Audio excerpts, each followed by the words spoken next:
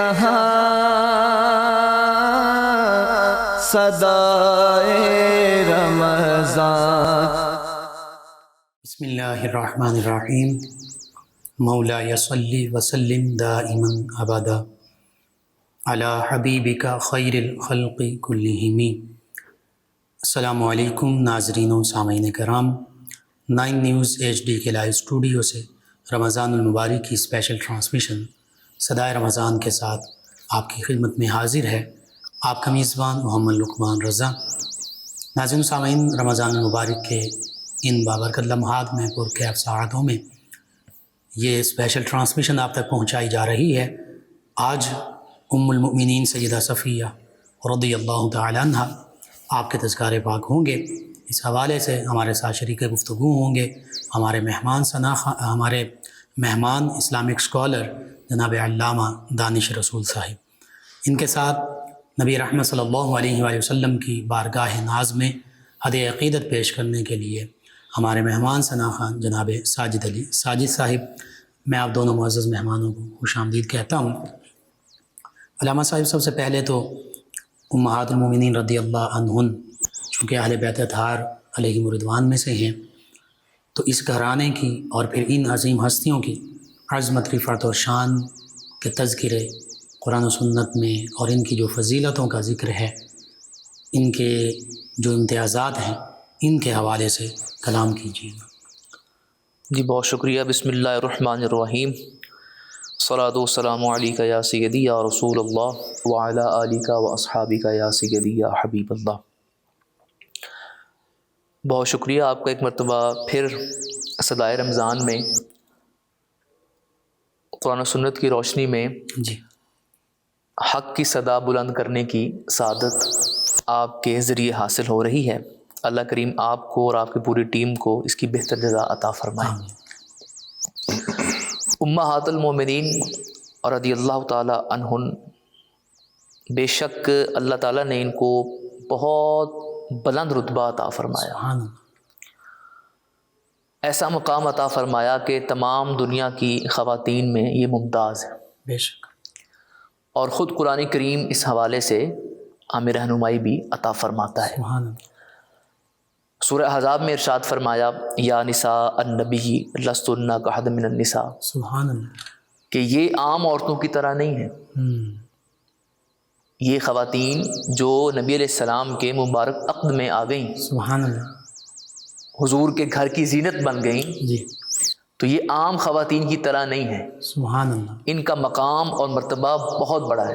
بے شک، اور اسی میں ایک بات اگر ہم شامل کر لیں کہ اگر وہ خواتین جو نبی علیہ السلام کے نکاح میں آئی ہیں، قرآن انہیں بے مثال کہہ رہا ہے سبحان اللہ، کہ یہ نبی علیہ السلام کی زوجیت میں آنے کی وجہ سے بے مثال ہے۔ اللہ، جی، بے مثال ہونے کا اور کوئی سبب نہیں ہے بالکل جو قرآن یہاں ذکر کر رہا ہے، نسبت سے ہے، اسی نسبت کے طفیل یہ بے مثال ہے۔ اب کوئی دنیا کی عورت چاہے کسی بھی اعتبار سے وہ ہو، جی، وہ ان کی ہم پلہ نہیں ہو سکتی۔ بے شک، بے شک، تو اہل محبت اس بات کو بڑی محبت سے ذکر کرتے ہیں کہ اگر نبی علیہ السلام کی نسبت ایک عام خاتون کو ایسے درجے پر لے جائے کہ دنیا کی کوئی دوسری خاتون جی، اس کا مقابلہ نہیں کر سکتی، تو پھر نبی علیہ السلام کی مثال لانا اور نبی علیہ السلام کی نظیر لانا یہ کیسے ممکن ہوگا؟ سبحان اللہ، بے شک، تو قرآن کریم فرقان حمید نے امہات المومنین کے حوالے سے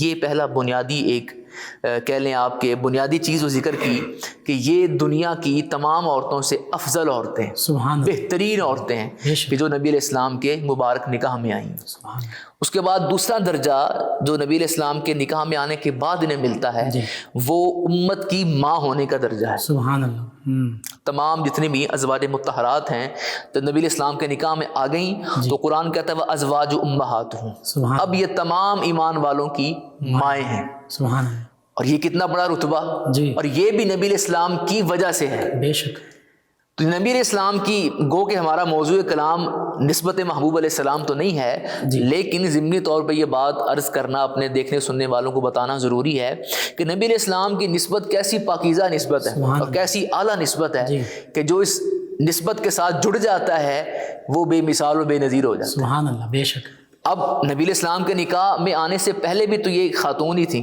بے شک تمام امہات المومنین، جی تمام ازواج مطہرات، لیکن کیا اس مرتبہ پر فائز تھیں؟ نہیں تھیں۔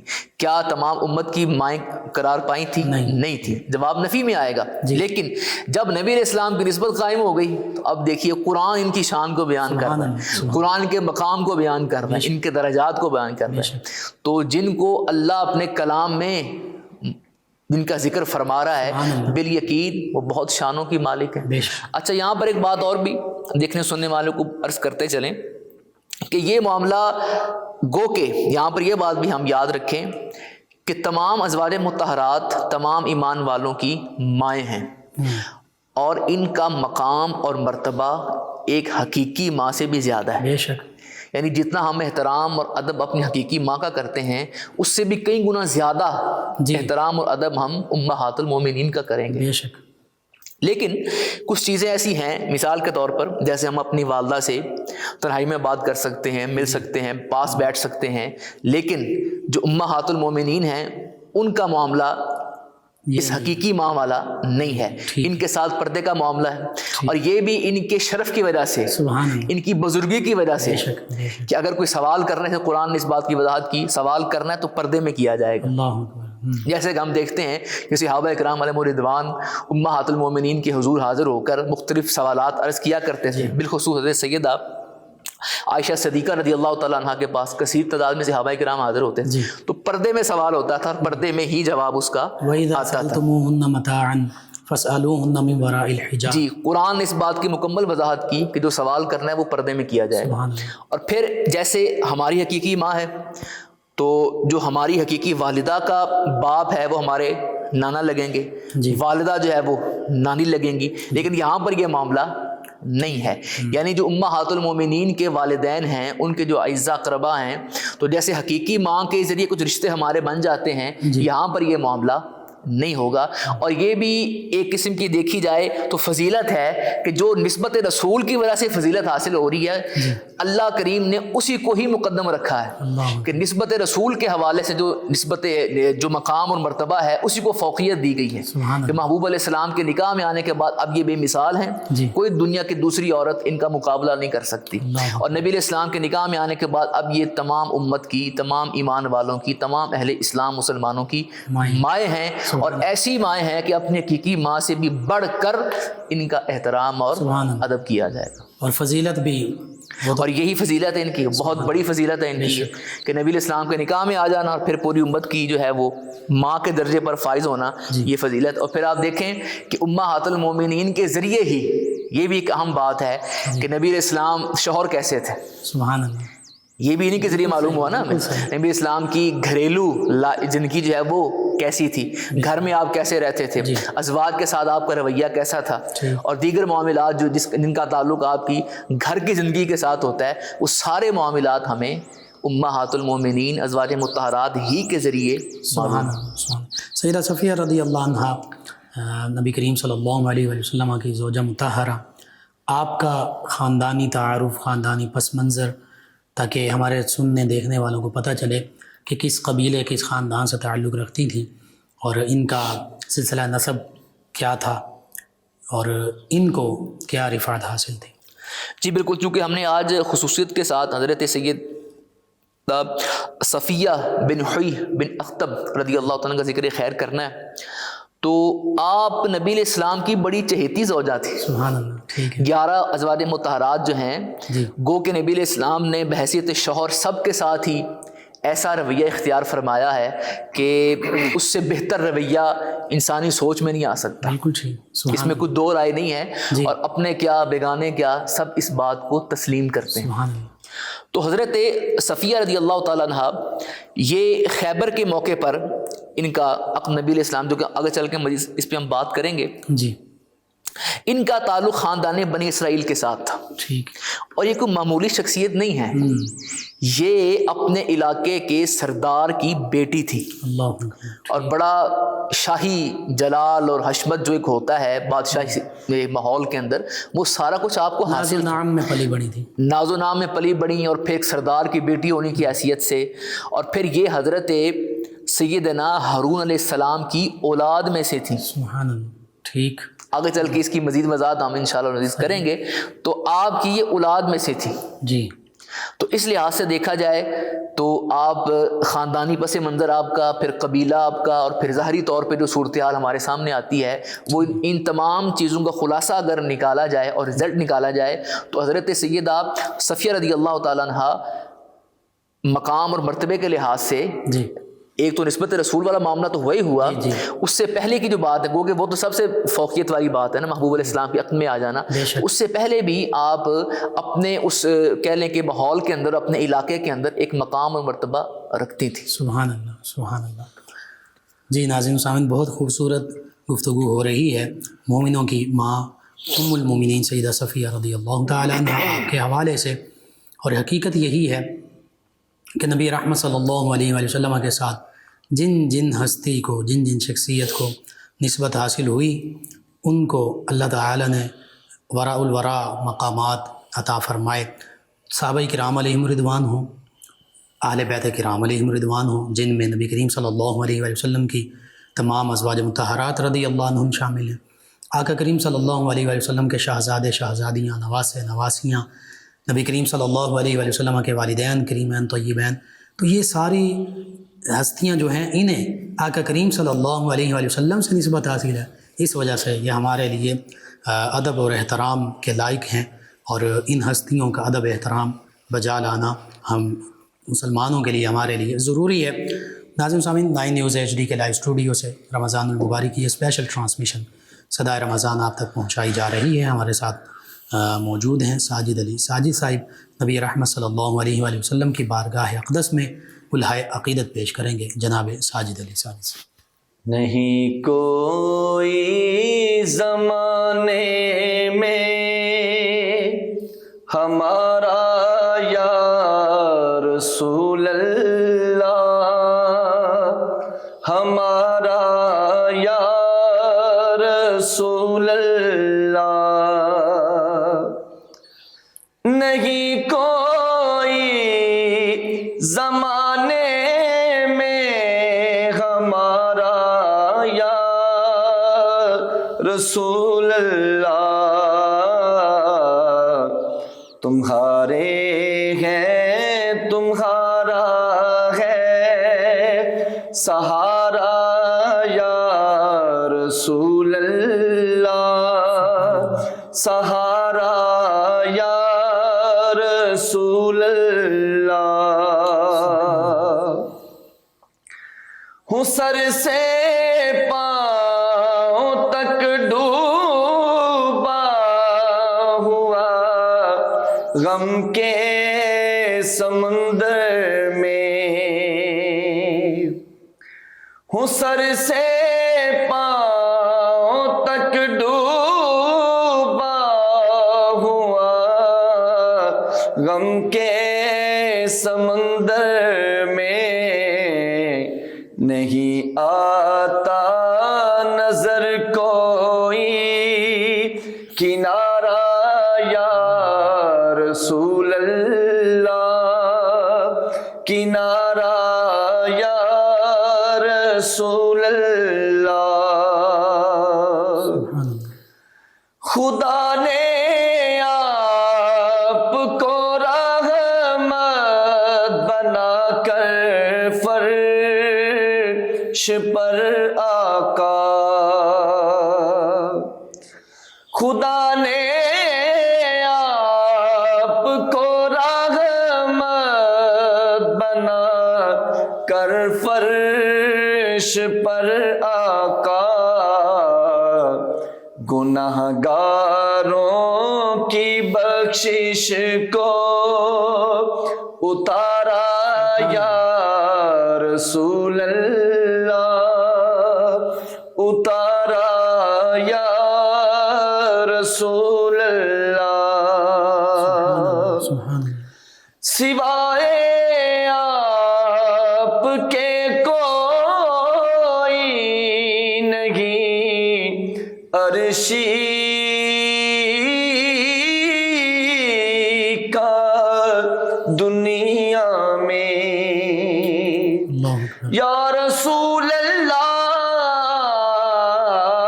سوا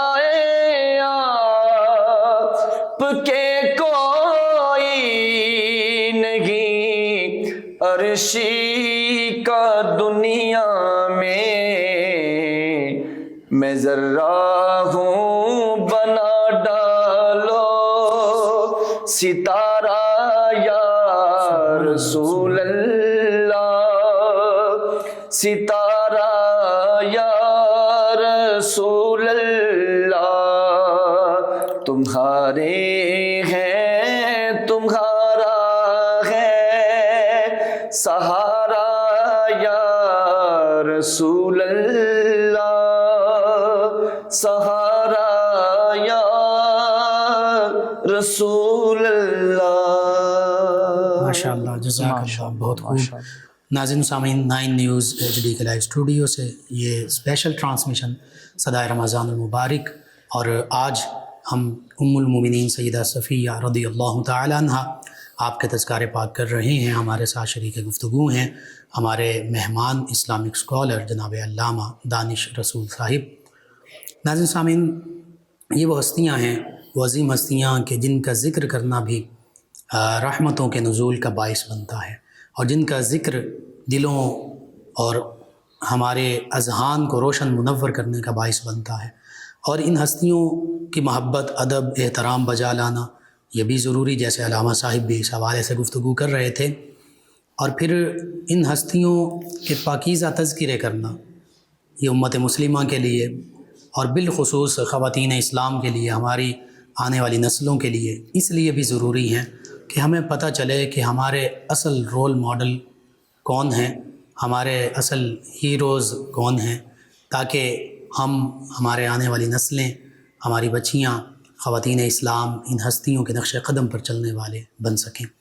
علامہ دانش رسول صاحب، ام المومنین سیدہ صفیہ رضی اللہ تعالی عنہ، آپ کے خاندانی پس منظر کا ذکر ہوا، آپ کا عقد مبارکہ نبی کریم رؤوف الرحیم علیہ الصلاۃ والتسلیم سے کیسے ہوا، کیا سبب بنا، اس حوالے سے ضرور گفتگو کیجیے گا۔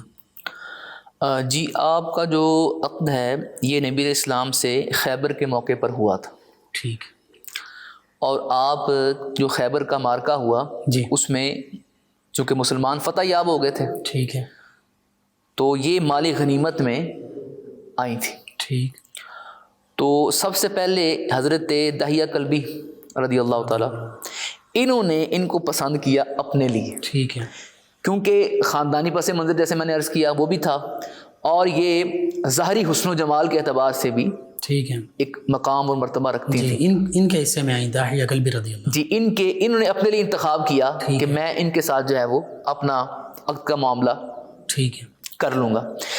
تو صحابہ کرام نے پھر یہ عرض کی کہ ایک تو سردار کی بیٹی ہیں، جی، اور ایک پس منظر موجود ہے پیچھے ان کا خاندانی پس منظر بھی، تو اس لحاظ سے دیکھا جائے تو انہیں نبی علیہ السلام کے حضور پیش کرنا چاہیے۔ ٹھیک ہے، تو پھر نبی علیہ السلام نے اس تجویز کو قبول فرمایا، سبحان اللہ، اور انہیں پھر حضرت صفیہ رضی اللہ تعالیٰ عنہ کو محبوب علیہ السلام نے فرمایا کہ تم چاہو تو میں تمہیں اسلام کی دعوت دیتا ہوں، جی، اسلام قبول کر لو، اور اپنے عقد کی بھی آپ نے بات ارشاد فرمائی، اور اگر نہ چاہو تو تم واپس جانا چاہو تو اپنے خاندان اور قبیلے میں واپس جا سکتی ہو۔ ٹھیک، اچھا، یہاں پر ایک بات بھی بڑی اہم ہے کہ ان کے والد، بھائی اور شوہر جی، اور کچھ خاندان کے اور لوگ بھی یہ اس مارکے میں قتل ہو گئے تھے، مارکے خیبر کے اندر۔ جی، تو اس لحاظ سے دیکھا جائے تو چونکہ مسلمانوں کے ہاتھوں یہ سارا معاملہ ہوا تھا، جی، تو یہاں پر ایک بات میں اسی مقام پر شامل کرتا چلوں، جب عقد ہو گیا، جی، واپس ہم پلٹیں گے پھر اسی مقام پر، عقد ہو گیا تو حضرت ابو ایوب جو ہیں یہ محبوب علیہ السلام کے مبارک خیمے کے ارد گرد ساری رات پہرا دیتے رہے۔ اللہ اکبر، تو محبوب علیہ السلام نے وجہ دریافت کی بھی ساری رات کیوں پہرا دیا، تو عرض کی حضور چونکہ ان کے قریبی عزیز جو ہیں وہ اس مارکے میں قتل ہوئے تھے تو مجھے خطرہ لاحق تھا کہ کوئی معاملہ ان کی طرف سے نہ ہو جائے، تو اس خیال سے میں ساری رات پہرہ داری کرتا رہا ہوں۔ تو پھر محبوب علیہ السلام نے دعا کی کہ اللہ جیسے ابو ایوب نے ساری رات جا کر ہماری حفاظت کی ہے، اے میرے مالک تو اس کی حفاظت فرما۔ سبحان اللہ، سبحان اللہ، تو یہ صحابہ کرام علیہم الرضوان کی جانثاری اس میں سے واضح طور پہ دکھائی دے رہی ہے۔ خیر، تو اب حضرت صفیہ رضی اللہ تعالیٰ عنہ کو پیغام دیا گیا، جی، دعوت اسلام دی گئی، پیغام نکاح دیا گیا، تو آپ نے بعد از غور و فکر ان دونوں کو قبول فرما لیا. سبحان اللہ. اور خود ارشاد فرماتی ہیں کہ جب میں آئی تھی تو اس وقت میرے نزدیک، کیونکہ ابھی تو کلمہ نہیں پڑا تھا نا، ابھی تو وہ ایک جنگ کی صورتحال ہے اور وہ اندر ایک غصہ موجود ہے، ایک کیفیت غم کی بھی ہے. تو کہتی ہے کہ میرے نزدیک ان سے برا کوئی نہیں تھا، لیکن جب میں بیٹھی اخلاق کریمانہ دیکھے تو جب بیٹھنے سے پہلے جب آئی تھی ابھی بیٹھی نہیں تھی تو میرے خیالات ان کے بارے میں اچھے نہیں تھے، لیکن جب میں اٹھی تو پھر نبی علیہ السلام سے زیادہ مجھے محبوب کوئی نہیں تھا. سبحان اللہ. اور اس حوالے سے یہ ملتا ہے روایات میں کہ آقا کریم صلی اللہ علیہ وسلم نے اس بات کی وضاحت بھی فرما دی تھی کہ یہ معاملہ کیوں پیش آیا. ہاں، یہ معاملہ کیوں پیش آیا. نبی علیہ السلام نے باقاعدہ، میں نے پہلے بھی عرض کیا کہ چونکہ ان کے انتہائی قریبی لوگ اس مارکے میں قتل ہوئے تھے، تو اس لحاظ سے پھر جب جنگ ہوتی ہے تو جنگ کے اندر تو پھر بہت سارے معاملات سامنے آتے ہیں، تو اس لحاظ سے. لیکن یہاں پر آپ دیکھیں کہ نبی علیہ السلام نے کسی قسم کی زبردستی نہیں کی کہ بھئی ہم نے تو مال غنیمت میں حاصل کیا ہے اور ایک فتح کے بعد مال ہمارے ہاتھ آیا ہے تو ہم جو نہیں. یہاں پر بھی نبی علیہ السلام کے جو مبارک طریقہ ہے وہ ہمارے سامنے ہے. یعنی جو ایک جنگوں کا رواج تھا اس سے ہٹ کر کہ باقاعدہ دعوت دی جا رہی ہے. اگر دعوت قبول کر لی جائے تو بہت بہتر، نہیں تو آپ اپنے قبیلے میں واپس جانا چاہتی ہیں تو واپس اس کی بھی اجازت فرمایا کہ میں تمہیں آزاد کر دوں گا. سبحان اللہ. یہ ہے محبوب علیہ السلام کا اخلاق کریمانہ. اور اسی اخلاق کریمانہ نے جناب سیدہ کا پھر دل اس انداز سے دیتا کہ فرماتی ہیں کہ پھر نبی علیہ السلام سے زیادہ محبوب مجھے کوئی نہیں تھا. ایسا اخلاق خود آپ سے یہ روایت موجود ہے. آپ فرماتی کہ نبی علیہ السلام سے بڑھ کر میں نے کسی کا اتنا اچھا اخلاق نہیں دیکھا. اللہ اکبر. تو پھر یہ دونوں ہستیاں آقا کریم صلی اللہ علیہ وسلم کائنات کے عظیم شوہر بے شک، اور سیدہ صفیہ رضی اللہ عنہا عظیم مثالی بیوی، اس حوالے سے بھی تاکہ آج کے ہمارے معاشرے میں جو میاں بیوی کے معاملات ہیں ان ہستیوں سے ہم کیسے انسپائریشن لے سکتے ہیں. اچھا، اس میں آپ دیکھیں کہ نبی علیہ السلام نے چونکہ 11 نکاح فرمائے، کیونکہ ایک الگ موضوع ہے کہ نبی علیہ السلام نے 11 نکاح کیوں فرمائے، اس میں کیا حکمتیں تھیں اور کیا اس میں پوشیدہ راز تھے. اس کی طرف جائے بغیر نبی علیہ السلام نے باقاعدہ باریاں مقرر کی ہوئی تھیں. ٹھیک ہے. آپ ہر زوجہ محترمہ کے ہاں اس باری کے مطابق تشریف لے کے جایا کرتے تھے. حضرت صفیہ رضی اللہ تعالیٰ عنہ ان کا قد کچھ چھوٹا تھا، لیکن اس کے باوجود ظاہری جو ہے وہ ایک معاملہ جو ایک خاتون کے اعتبار سے ہوتا ہے وہ آپ میں بدرجہ اتم پایا جاتا تھا. تو قد چونکہ چھوٹا تھا تو اونٹ پر بیٹھنے میں، سواری پر بیٹھنے میں کچھ مشکل ہوتی تھی. تو نبی علیہ السلام باقاعدہ اس میں ان کی مدد فرمایا کرتے تھے.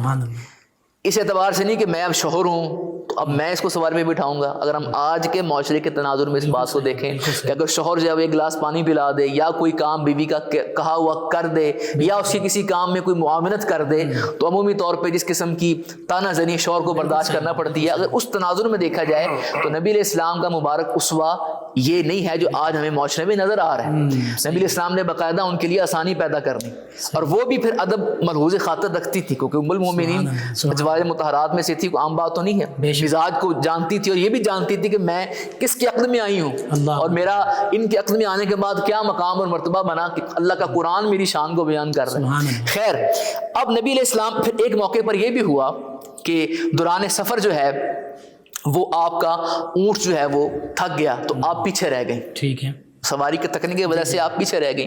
نبی علیہ السلام پیچھے سے آئے جب تو دیکھا آپ کی آنکھوں سے آنسو نکل رہے ہیں. تو نبی علیہ السلام نے باقاعدہ اپنی ردا مبارک، اپنی چادر مبارک سے حضرت صفیہ کے آنسوؤں کو پونچھا اور بار بار دلاسا دیا کہ اچھا کوئی نہیں، جیسے ایک دلاسا دیا جاتا ہے. بالکل ٹھیک. آپ دیکھیں نبی علیہ السلام کا ویسے تو شوہر کیا رویہ حضرت سیدہ صفیہ رضی اللہ تعالی عنہا کے ساتھ. پھر چونکہ پاک بیبیاں تھیں، آپس میں بیٹھنا اور مختلف موضوعات پہ بات ہونی، تو ایک دفعہ حضرت سیدہ عائشہ صدیقہ رضی اللہ تعالی عنہا اور حضرت سیدہ حفصہ رضی اللہ تعالی عنہا انہوں نے یہ کہا کہ بھئی ہمارا تو خاندان نبوت کے ساتھ قرابت داری بھی ہماری ہے، رشتہ داری بھی ہماری ہے، قریش سے. حضرت صفیہ رضی اللہ تعالیٰ نے اس بات کو محسوس فرمایا کہ میں چونکہ ایک دوسرے قبیلے سے آئی ہوں، میرا اس طریقے کے ساتھ جو ہے وہ نہیں ہے معاملہ. تو خیر جب آئیں تو محبوب علیہ السلام نے پوچھا کیا ہوا ہے. اچھا یہاں پر دیکھیں کہ بیوی سے یہ سوال بھی کرنا چاہیے کہ اگر اس کی ظاہری صورت میں نظر آ رہا ہے کہ کوئی بات ہے جی تو اگنور نہ کیا جائے بلکہ اس کی غم خاری کی جائے, پوچھا جائے بھی کیا بات ہے, کیا مسئلہ درپیش, پوچھا آپ نے باقاعدہ, تو آپ نے وہ سارا واقعہ جو ہے وہ عرض کر دیا کہ حضور یہ بات ہوئی ہے, اس بات کو میں نے محسوس کیا ہے. نبی اسلام نے فرمایا کہ تم نے انہیں کہنا تھا کہ میں ہارون علیہ السلام میرے باپ ہیں اور موسیٰ علیہ السلام میرے چچا ہیں اور میں محمد کریم صلی اللہ علیہ وسلم ان کی زوجہ ہوں, وہ میرے شوہر ہیں, وہ میرے شوہر ہیں. تو یہاں پر بھی نبی علیہ السلام نے دل جوئی کی. اچھا بنیادی طور پر آپ دیکھیں تو یہاں پر ہمیں ہر مقام کے اوپر نبی علیہ السلام اپنی زوجہ کی دل جوئی کرتے نظر آتے ہیں, کہ ہر جگہ پر محبوب علیہ السلام دل جوئی کر رہے ہیں. اب اسی ہی فریم میں اگر ہم آج کے معاشرے کی پکچر کو دیکھیں وہ بالکل اس کے الٹ ہے. اگر شوہر کسی معاملے میں دل جوئی کر رہا ہے تو اسے پھر طرح طرح کے ناموں سے پکارا جاتا ہے اور طرح طرح کی تانا زنی کی جاتی ہے, یہ کیا ہو گیا. حالانکہ ہندو برصغیر پاک و ہند کے معاشرہ اور وہ ہندو رسم و رواج اور وہ ساری چیزیں جی ان کی چھاپ ہے, ان کی چھاپ ابھی تک موجود ہے. یعنی ہم اگر یہ بات کہیں تو غلط نہیں ہوگی کہ ہم نے صرف ہجرت ظاہری جسم کے ساتھ نہیں کی, بلکہ ہجرت کے اندر بہت سارے افکار و نظریات اور بہت سے رسم و رواج بھی ہمارے ساتھ ہجرت کر کے ادھر سے ادھر آ گئے. گو کہ ہم ایک مسلمان پہ بھی موجود تھے تو یہاں پہ ہم میں وہ چیزیں شامل ہو گئی. حالانکہ بنیادی طور پر دیکھا جائے تو ہم نے تو اسلامی ریاست کو قائم کرنا تھا نا, ایک مسلم سوسائٹی کو قائم کرنا تھا, اور مسلم سوسائٹی کے لیے نبی علیہ السلام کا طریقہ بہترین طریقہ ہے, لیکن وہ چھاپ بہرحال آج بھی یہاں پر موجود ہے. اور کیونکہ ہم اس میں ایک بات یہ بھی شامل کرتے چلیں, چونکہ ہم نبی علیہ السلام کی سیرت کو نہیں پڑھتے, نبی علیہ السلام کو ویسے تو شوہر ہم نے نہیں دیکھا, اس کے بارے میں معلومات ہمارے تک نہیں. اس کی وجہ کیا ہے؟ کیونکہ ہم ایک یوں کہہ لیں کہ میاں شوہر اور بیوی کے حوالے سے بھی بات کر رہے ہیں, اور نبی علیہ السلام نے اس حوالے سے بھی ہمیں تعلیمات ارشاد فرمائی ہیں. تو یہاں پر یہ بات اپنے دیکھنے سننے والوں کو عرض کرتے چلیں کہ شادی کی تمام ان تیاریوں کے اندر ایک تیاری یہ بھی ہونی چاہیے. آپ نے کپڑے بھی ڈیسائیڈ کر لیا, آپ نے مہمان بھی کر لیا, آپ نے جناب شادی ہال بھی سلیکٹ کر لیا, اور آپ نے طرح طرح کے باقی سارے کام کر لیے, تو یہاں پر جو دلہن ہے, جو لڑکی ہے, وہ ازواج مطہرات کے طریقے کو دیکھے, ان کی سیرت کو پڑھے کہ وہ بحیثیت بیوی نبی علیہ السلام کے ساتھ, بحیثیت زوجہ نبی علیہ السلام کے ساتھ کیا رویہ اختیار کیا, اور ادھر جو لڑکا جو دولہا بننے جا رہا ہے وہ نبی علیہ السلام کی اس پاکیزہ سیرت کو دیکھے کہ محبوب علیہ السلام بحیثیت شوہر کیسے تھے. آپ یقین کریں, میں پورے وثوق سے یہ بات آپ کو عرض کر رہا ہوں, اگر طرفین ان دونوں چیزوں کو اپنی شادی کی تیاریوں میں شامل کر لیں تو ہمارے گھر میں جو شادی کو لے کر, میرٹل لائف کو لے کر معاملات اور مسائل پیدا ہوتے ہیں, ان میں سے ایک بھی باقی نہیں رہے گا. جی بالکل, مکمل رہنمائی مل جائے گی. آپ کے جو کنسیپٹس ہیں وہ کلیئر ہو جائیں گے. ٹھیک ہے, وجہ یہ ہے کہ ہمارے کنسیپٹس کلیئر نہیں ہیں, اور اگر کوئی کہیں کلیئرٹی نہیں موجود, اساتذہ موجود ہیں, بزرگ موجود ہیں, اور بالخصوص اس میں میں عرض کروں علماء موجود ہیں, اسلامک بکس میں سارا کچھ موجود ہے. اگر نہیں موجود تو ہمارے اندر وہ احساس موجود نہیں ہے کہ میں نے اس رسول کریم کے اسوہ کو دیکھنا ہے جن کے اسوہ کو قرآن کہہ رہا ہے کہ اس سے اچھا اسوہ کوئی نہیں ہے تمہارے لیے. اسوہ حسنہ ہے یہ, سبحان اللہ, جس کو قرآن اللہ اپنے پاک کلام میں بہترین طریقہ کہہ رہا ہے کہ اس سے اچھا طریقہ تمہارے لیے اور کوئی نہیں ہے. اللہ نے یہ واضح فرما دیا. اس کے باوجود جب ہم ان چیزوں کی طرف نہیں جاتے, نتیجہ کیا نکلتا ہے کہ پھر ہم طرح طرح کے مسائل کا سامنا کرتے ہیں. تو حضرت سیدہ صفیہ رضی اللہ تعالیٰ عنہا اور محبوب علیہ السلام کی مبارک زندگی کو اور آپس کے مبارک, یہاں پر ایک اور بات میں عرض کروں. ایک دفعہ محبوب علیہ السلام اعتکاف کی حوالے سے مسجد میں جلوہ گر تھے, تو حضرت صفیہ ملاقات کے لیے آئیں. تو جب واپس جانے لگی تو کچھ دو جو ہیں صحابی وہ بھی گزر رہے تھے, تو نبی علیہ السلام نے روک لیا, فرمایا یہ میری بیوی ہے. حضور ہم آپ کے بارے میں ایسی بات کیسے سوچ سکتے ہیں؟ فرمایا نہیں, شیطان جو ہے وہ خون کی گردش کے اندر جو ہے وہ خون کے اندر دوڑتا ہے, لہٰذا تم یہ خیال نہ کرو کہ ہمارے نبی رات کے اس پہر میں تاریکی میں کسی خاتون سے مل رہے ہیں. فرمایا یہ میری زوجہ صفیہ ہیں رضی اللہ تعالی عنہا. تو محبوب علیہ السلام نے یہاں پر بھی ایک چیز ہمیں ارشاد فرمائی کہ میاں اور بیوی کو تہمت کے مقام سے اور توبت کے شعبے سے بھی بچنا چاہیے کہ دونوں جو ہے وہ پاکیزگی اختیار کیے رکھیں, تاکہ کوئی ان کی طرف شیطانی نگاہ سے نہ دیکھے اور کوئی انہیں جناب اس اعتبار سے نہ دیکھے پتہ نہیں یہ کون اور کیا کر رہے ہیں. لباس اللہ دونوں ایک دوسرے کا لباس ہے. اللہ. فرمایا یہ میری زوجہ ہیں. سبحان اللہ. تو حضرت صفیہ رضی اللہ تعالیٰ عنہ محبوب علیہ السلام کی مبارک زندگی ہمارے سامنے بالکل واضح ہے اور مشعل راہ ہے. سبحان اللہ. اگر انہی کے حالات و واقعات کو ہم دیکھ لیں جی. تو اپنے ازدواجی زندگی کے معاملات کو سنوارنا کچھ مشکل نہیں رہے. سبحان اللہ. سبحان اللہ. بہت خوب. وقت کے دامن کو دیکھتے ہوئے پروگرامز میٹیں گے. ناظرین سامعین، حقیقت یہی ہے امہات المومنین رضی اللہ تعالی عنہن خواتین اسلام کے لیے رول ماڈل ہیں، مشعل راہ ہیں. ان کی سیرت، ان کے اخلاق، کردار، ان کی زندگیوں کو پڑھیں تاکہ یہ دنیا بھی اور ازدواجی زندگی بھی جنت کا نمونہ بن سکے. ناظرین سامعین، 9 نیوز HD کے لائیو اسٹوڈیو سے یہ پروگرام پیش کیا جا رہا آپ کی خدمت میں صدائے رمضان اسپیشل ٹرانسمیشن کے تحت. نبی کریم صلی اللہ علیہ وآلہ وسلم کی بارگاہ ناز میں، بارگاہ اقدس میں ہدیہ عقیدت پیش کریں گے جناب ساجد علی ساجد صاحب. کاش میں دور پیمبر میں اٹھایا جاتا، بخدا قدموں میں سرکار کے پایا جاتا، ساتھ سرکار کے غزوات میں شامل ہوتا، ساتھ سرکار کے غزوات میں شامل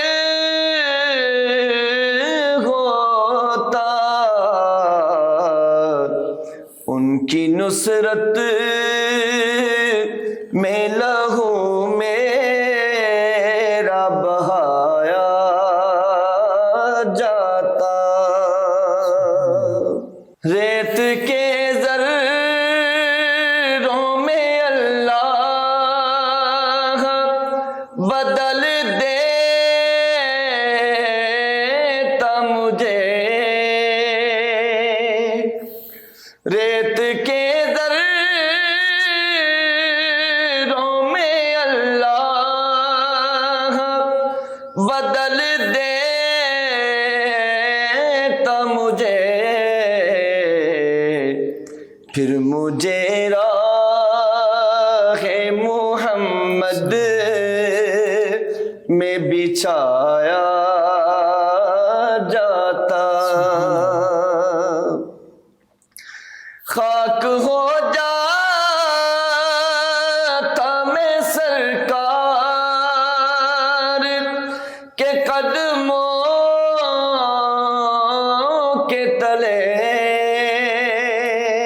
سبحان اللہ. خاک ہو جاتا میں سرکار کے قدموں کے تلے، خاک کو خاک کے مدینہ میں ملایا جاتا، سبحان اللہ. مل کے سب لوگ مجھے مٹی سے گارا کرتے، مل کے سب لوگ مجھے مٹی سے گارا کرتے، پھر مجھے مسجد نبوی میں لگایا جاتا، سبحان اللہ. ان کے روزے کے در و بام سجانے کے لیے، ان کے روزے کے در و بام